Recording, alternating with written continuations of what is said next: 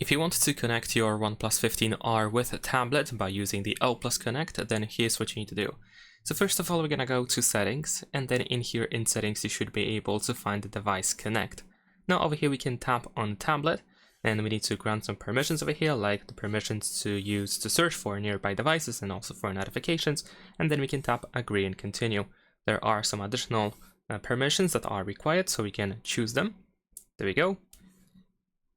And some more. We have to scroll down in here as well in order to find additional instructions that we have to agree to. And now we should be able to add our tablet in here. Of course, ideally, we want to have a tablet that also uses O Plus Connect. Over here, we can press Add New Device, and then of course we should be able to find the tablet on here on this list of available devices. You can also scan a QR code if you have one. Over here, we can also read that we need to make sure that Wi-Fi and Bluetooth have been turned on for your phone and tablet, so make sure that it is enabled on both devices. Oppo, OnePlus, and Realme tablets are currently supported, so as you can see, only those tablets are supported in this way. And that's pretty much it. Leave a like and subscribe.